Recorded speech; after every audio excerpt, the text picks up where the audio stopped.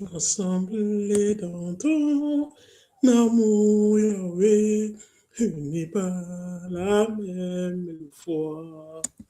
Toi, tu nous montres le chemin, Jésus, qui conduit droit vers toi. Unis par la charité, nous marchons vers toi, Seigneur. Unis par la même foi, chemin conduit vers toi, assemblés dans ton amour, Papa, unis par la même foi. Toi, tu nous montres le chemin, Seigneur, qui conduit vers toi. Assemblés dans ton amour, Yahweh, unis par la même foi. Tu nous montres le chemin, Jésus, qui conduit vers toi. Unis dans la charité, Seigneur, nous marchons vers toi. Unis par la même foi qui conduit vers nous restons assemblés dans ton amour, Yahweh, unis par la même foi. Tu nous montres le chemin, Jésus, qui conduit droit vers toi. On va paix et l'unité, Seigneur, nous marchons vers toi. Unis dans la charité, nous marchons vers toi. Assemblés dans ton amour, Seigneur, unis par la même foi. Tu nous montres le chemin, Jésus, qui conduit vers toi. Envers nos joies, nos soucis, Seigneur, nous marchons vers toi. Nos espoirs et nos ennuis, nous marchons vers toi. Assemblés dans ton amour, Seigneur, unis par la même foi. Tu nous montres le chemin, Seigneur, qui conduit vers toi. Sur la route de tes saints, Seigneur, nous marchons vers toi. Nous par le même pain, nous marchons vers toi. Rassemblés dans ton amour, Yahweh, par la même foi. Tu nous montres le chemin, Seigneur, qui conduit vers toi. Sans force, non du tout, Seigneur, nous marchons vers toi. Fort de ton immense amour, nous marchons vers toi, rassemblés, pleins dans ton amour, Yahweh, unis par la même foi. Tu nous montres le chemin, Jésus, qui conduit vers toi. Nous restons tous rassemblés dans son amour. Nous restons tous rassemblés dans l'amour du Père. Étant ainsi rassemblés, lui-même, de sa propre main, de son propre regard, il nous montre le chemin qui conduit vers lui. Rassemblés dans son amour, Jésus-Christ prend cette peine de nous montrer le chemin qui conduit vers lui. Papa, quel est le chemin qui mène jusqu'à toi? Quel est le chemin qui nous permettra de te voir en face? Quel est le chemin qui nous permettra d'être face à face à notre Seigneur, de vivre face à face à notre Sauveur, de voir le visage de celui-là que nous appelons Jésus-Christ? Bien-aimés dans le Seigneur, soyez les bienvenus dans les 5 minutes avec le ministère tel que je suis. C'est quoi les 5 minutes avec le ministère tel que je suis? S'il y a un texte biblique qui vous parle, s'il y a un texte biblique qui vous enchante, s'il y a un texte biblique qui vous remonte, s'il y a un texte biblique qui vous froisse, s'il y a un texte biblique que vous trouvez en décalage par rapport à la réalité de tous les jours, veuillez nous écrire. Et ensemble, nous porterons un pan de réflexion sur ce texte. Et ensemble, nous essayerons de trouver une position à la lumière de la Bible. Bien-aimés dans le Seigneur, si vous le voulez, vous pouvez faire votre enregistrement, mais n'oubliez pas, finissez-en par une prière ou alors finissez par un chant. Moi, j'aime chanter. Je finis habituellement par un chant. Ne dit-on souvent pas que chanter, c'est prier 2 fois. Raison pour laquelle j'opte pour le chant. Bien-aimés dans le Seigneur, pour commencer, nous remercions infiniment tous ceux qui nous ont écrit pour le choix du thème d'aujourd'hui.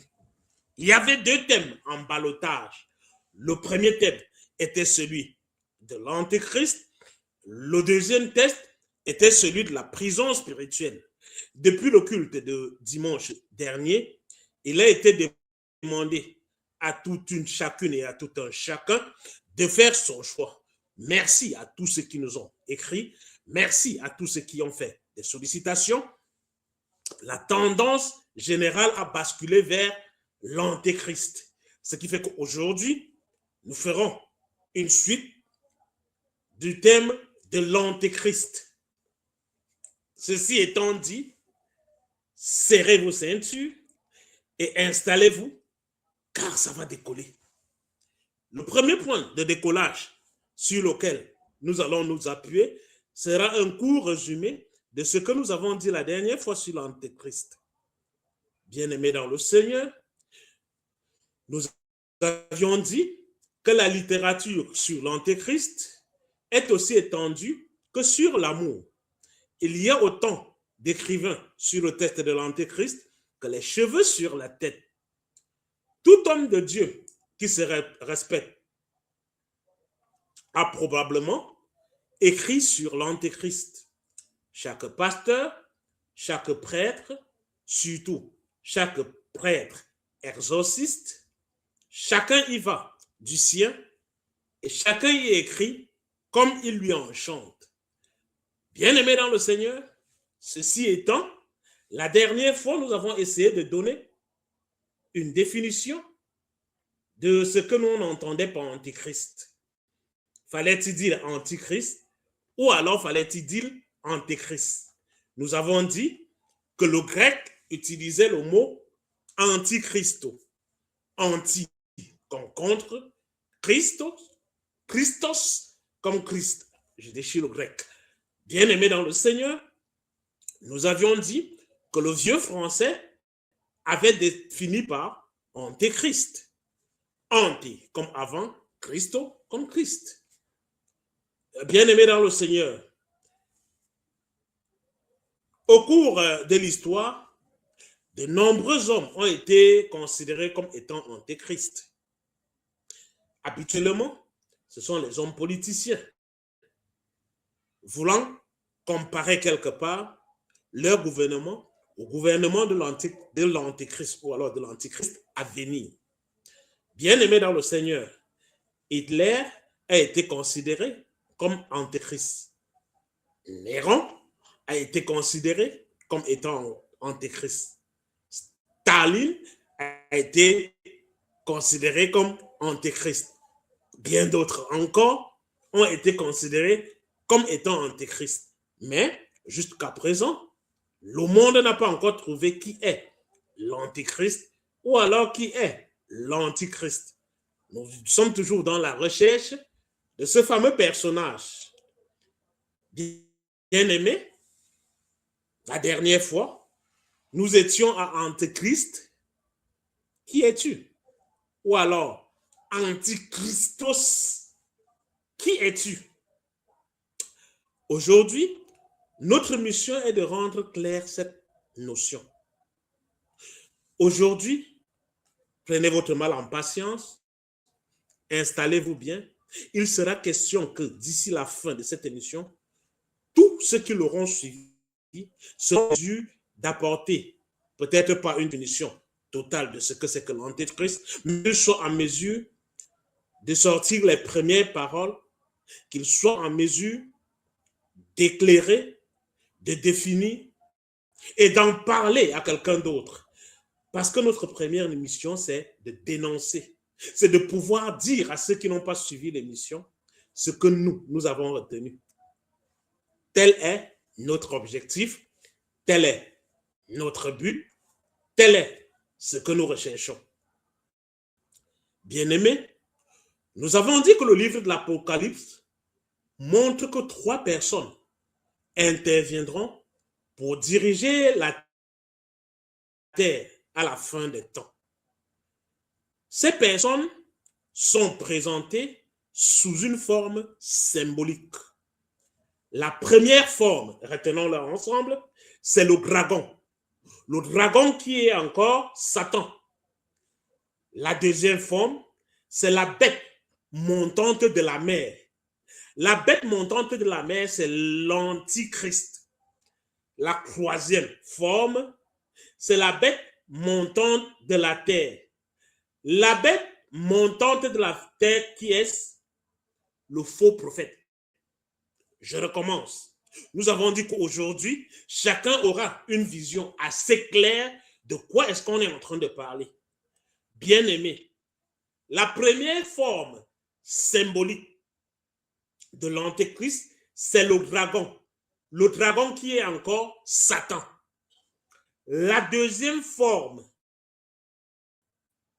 de ce symbole, c'est la bête montante de la mer. La troisième et dernière forme, c'est la bête montante de la terre. La différence entre cette bête et cette bête, c'est que cette bête monte de la mer, tandis que cette bête monte de la terre. Là, c'est le dragon. Là, c'est la bête montante de la mer. Et là, la bête montante de la terre. Nous devons être en mesure de l'indiquer à quelqu'un d'autre qui nous suit. Si nous maîtrisons déjà cette définition, c'est un grand pas que nous avons fait. Bien aimé, à noter et à noter très fortement, nous avions dit que ça, c'était le dragon, bien trouvé, que ça, c'était la bête montante de la mer, très bien dit, et ça, c'était la bête montante de la terre. Ceci étant, le dragon, c'est Satan, n'est-ce pas? La bête montante de la mer, l'Antichrist, et la bête montante de la terre, le faux prophète. Raison pour laquelle il nous est dit dans 1 Jean 4, verset 1, je lis, bien-aimés, n'ajoutez pas foi à tout esprit. Éprouvez les esprits pour savoir s'ils sont de Dieu. Car plusieurs faux prophètes sont venus dans le monde. Allons-y, on va placer l'image, on va placer ce test pour ceux qui suivent StreamYard. Comme ça, ils auront le test sous les yeux. Bien-aimés dans le Seigneur, qu'avons-nous cité comme test maintenant? 1 Jean 4, verset 1. Bien-aimés, n'ajoutez pas foi à tout esprit, mais éprouvez les esprits pour savoir s'ils sont de Dieu. Car plusieurs faux prophètes sont venus dans le monde. Ça rejoint la bête de la terre. Nous sommes au 3e point. Et progressivement, nous allons étudier le lien qui les permettent de fonctionner ensemble, ce qui les fait fusionner et comment est-ce qu'ils opèrent. Bien-aimés dans le Seigneur, si nous sommes déjà à mesure de définir chacun de ces éléments, c'est un très grand pas que nous avons fait. Rappelons-nous très fortement que les faux prophètes font bel et bien partie du système de l'Antéchrist. Si toutefois, je dis bien, si toutefois, vous croyez que ces faux prophètes ne savent pas ce qu'ils font, détrompez-vous immédiatement. Ils sont trompés. Ils ont décidé de ne pas partir tout seuls. Ils ont décidé d'entraîner un bon nombre avec eux. Je recommence. Si vous croyez toutefois un seul instant, un tout petit instant, que ces faux prophètes ne savent pas ce qu'ils font, détrompez-vous immédiatement et changez de ligne de conduite. Ils sont trempés jusqu'à la moelle et ils ont décidé de ne pas partir seuls. Ils ont décidé d'entraîner un bon nombre avec eux. Ça veut dire leur joie. Là où ils jouissent le plus, c'est chaque fois qu'ils ont un nouvel adepte. Chaque fois qu'il y a quelqu'un qui leur réussisse à traîner avec eux, bien aimé, attention, c'est une joie immense. Pourquoi cette joie est si immense? Rappelez-vous, pour un seul qui se convertit et qui rentre au ciel, les anges manifestent dans les cieux. Comme le monde des ténèbres est à copier le monde de la lumière, eux également, ils manifestent chaque fois que chacun perd le chemin et se retrouve vers eux. Bien-aimé, lorsqu'un enfant fréquente les eaux, ou est avec les sirènes des eaux, il n'y reste jamais seul. Il attire d'autres enfants. Oui, il aimerait que d'autres enfants fassent partie de son système. Quand une personne entre dans un cercle pernicieux, il attire les autres. Je ne pars pas seul, dit-il. Je n'irai pas seul, dit-il. Habituellement, il commence par sa propre famille. Il commence par ses frères et ses sœurs. Bien-aimé, il ne manque pas de passer par ses amis, par tous ceux qui fréquentent son milieu. Il empeste tout son environnement. Nous y reviendrons. Nous y reviendrons, on entrera dans les détails de chaque élément. Bien-aimé, remettons les pendules à l'heure avec une vision étayée du système de ces trois éléments. Parlons-en un peu plus. Commençons par parler du bien trouvé du dragon. Le dragon qui est Satan. Si vous voulez lire du dragon qui est Satan, je vous invite à lire Apocalypse 12, les versets 3 et 4. Là, il est écrit: un autre signe parut encore dans le ciel. Et voici, c'était un grand dragon rouge, ayant 7 têtes et 10 cornes. Et sur ses têtes, 7 diadèmes. Sa queue entraînait le tiers des étoiles du ciel et les jetant sur la terre. Le dragon se tint devant la femme qui allait enfanter afin de dévorer son enfant lorsqu'elle aurait enfanté. Bien-aimé, c'est le premier pas que nous faisons.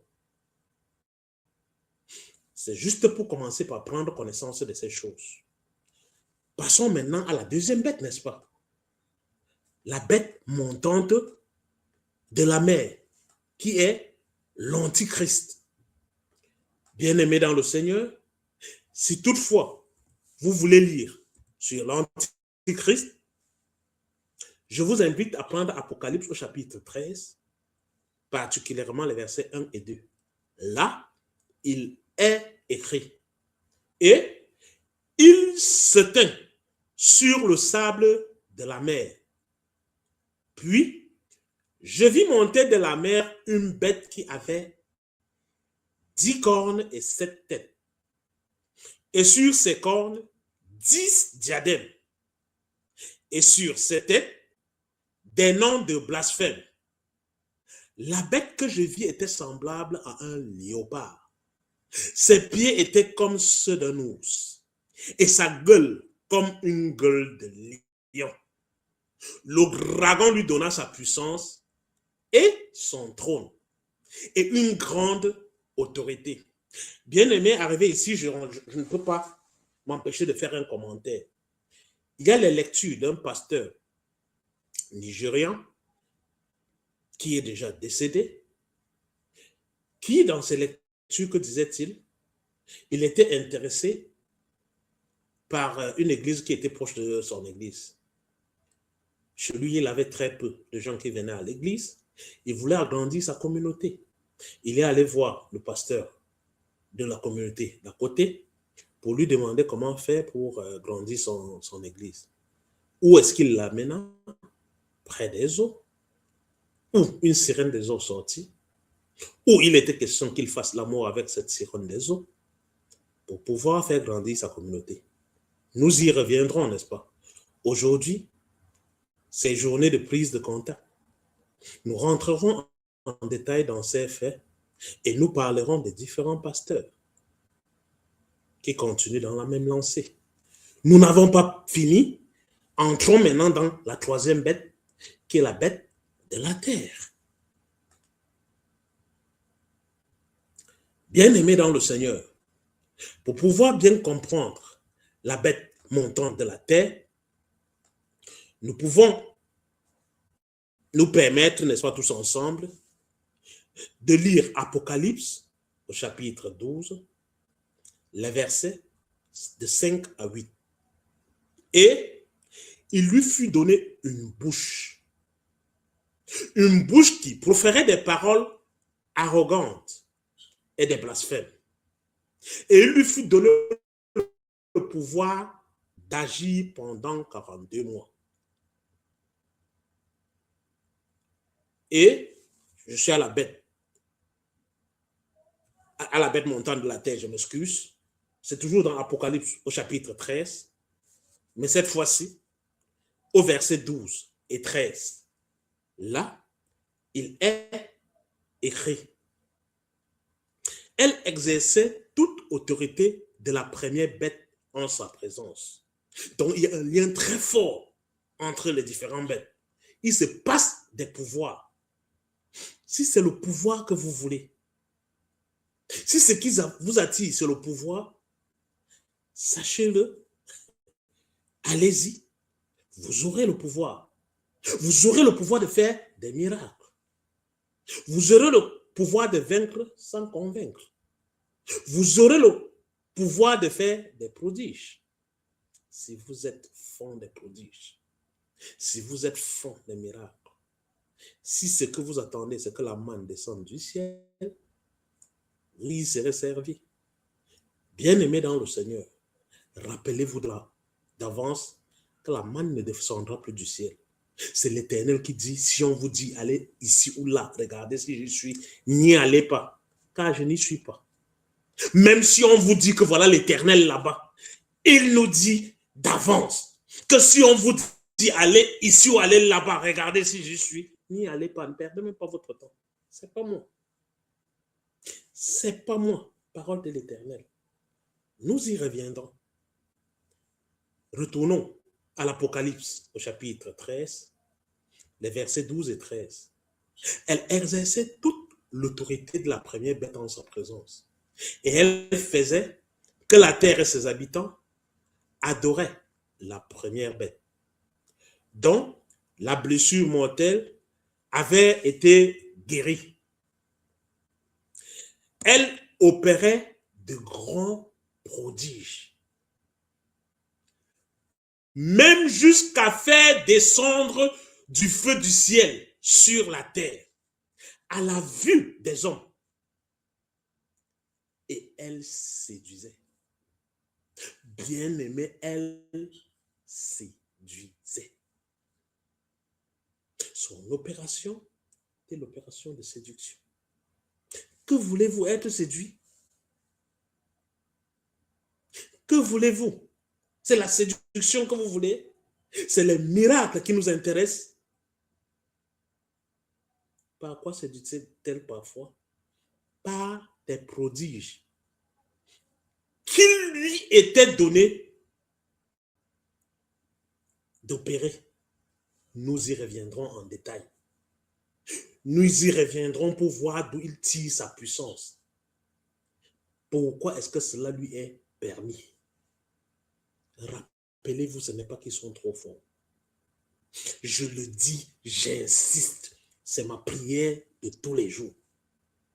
Ils ne sont pas aussi forts qu'ils le font, qu'ils nous font croire. C'est un seul ange qui descend du ciel avec une clé et une longue chaîne. Bien-aimé, entrons maintenant dans une phase que j'aime tellement. Entrons maintenant dans une phase qui m'attire de manière très, très particulière, qui est la phase que j'appelle « Notons le bien ».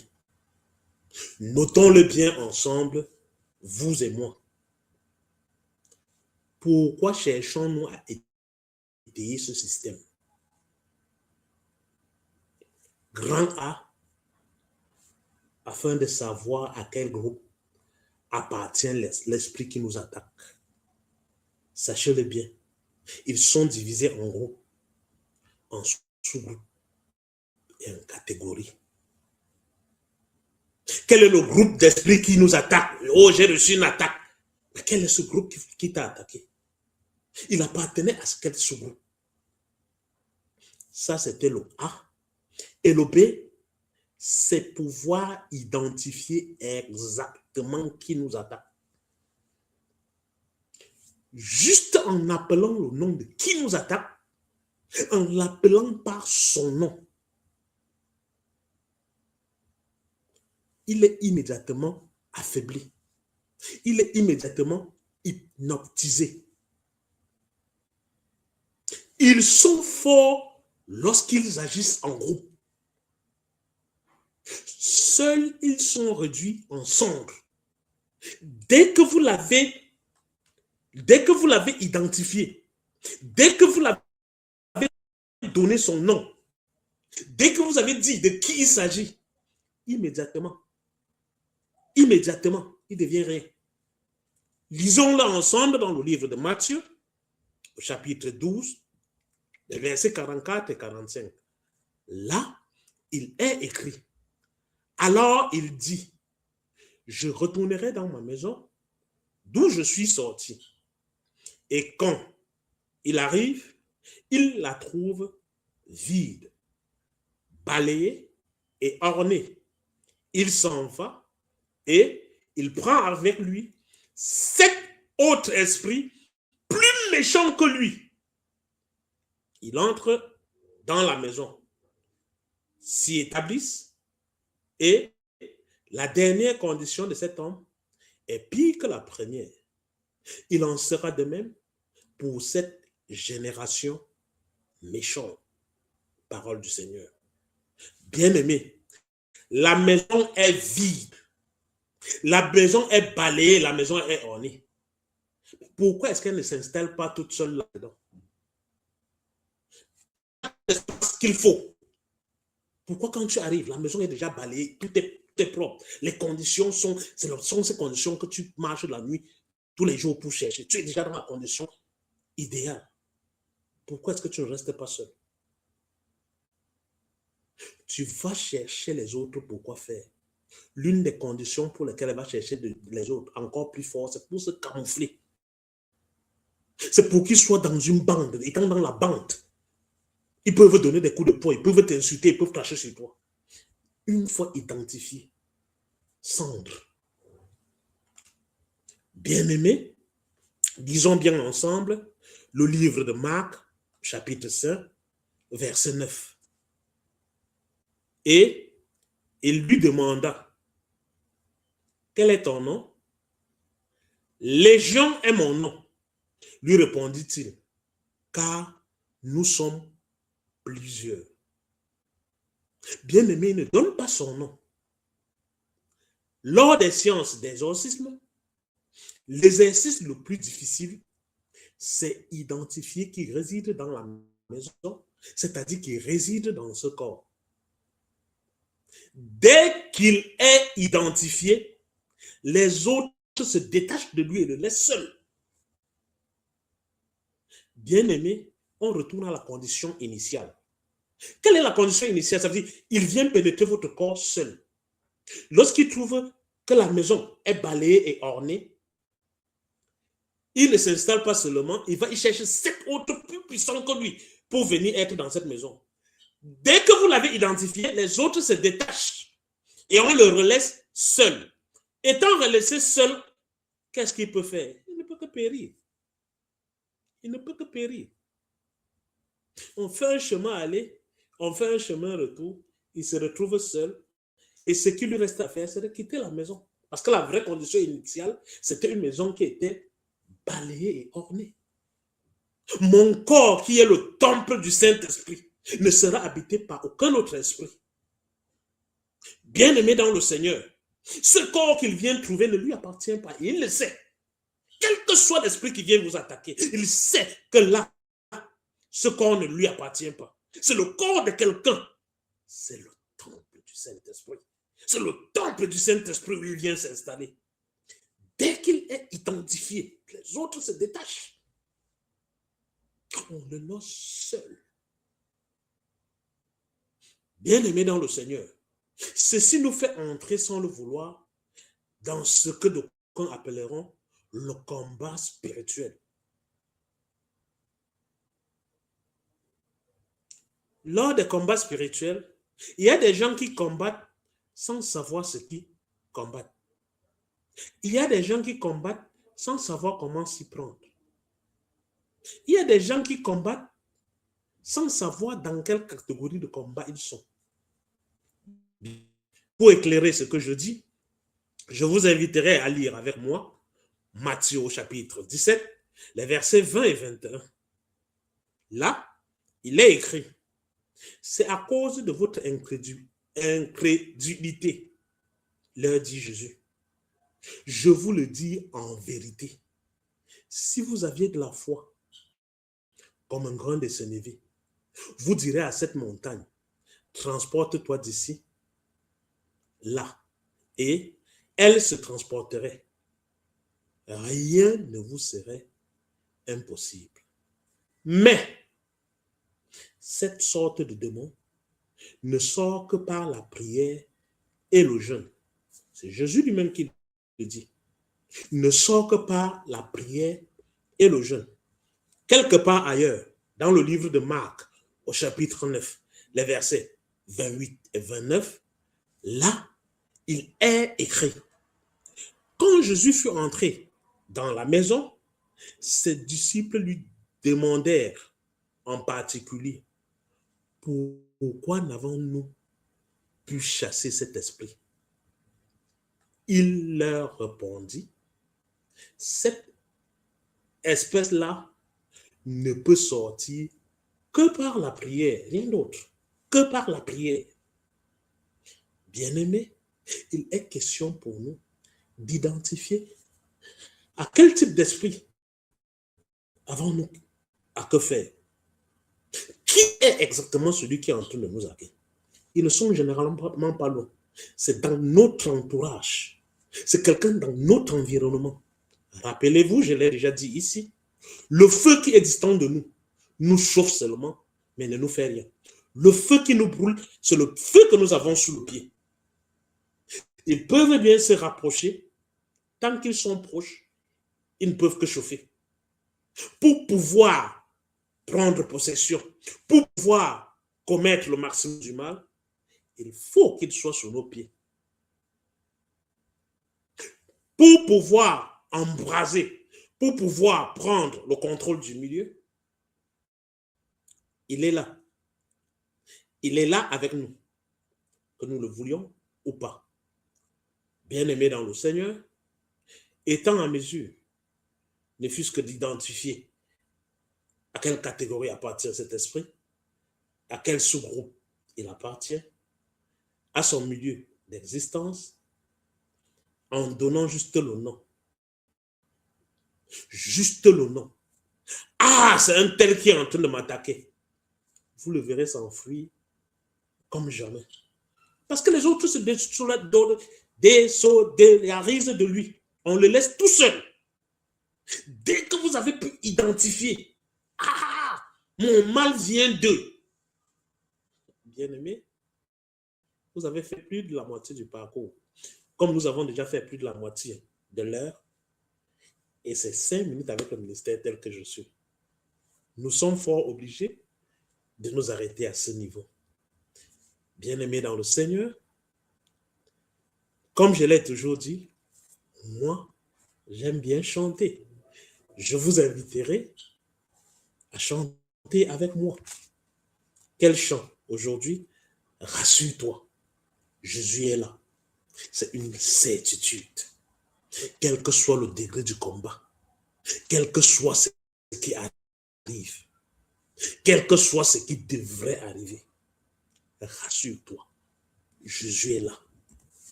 Il est plus là que toi et moi. Il est là et il combat pour toi. Il est là et il ne te laisse pas seul.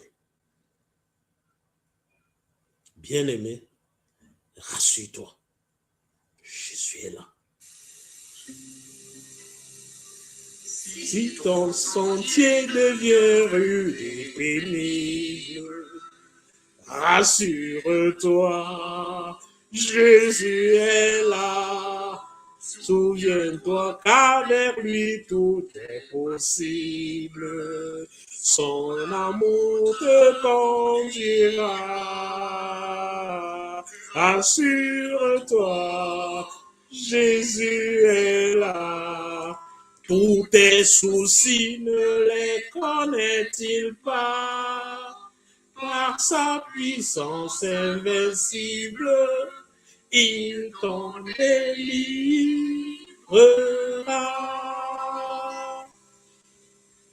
Et si Satan dans sa rage t'assaille, rassure-toi, Jésus est là. Dans le combat, si ta force défaille, son bras fort te soutiendra. Oh, rassure-toi, Jésus est là. Tes ennemis ne les connaît-il pas? Au plus fort de la bataille, il en triomphera.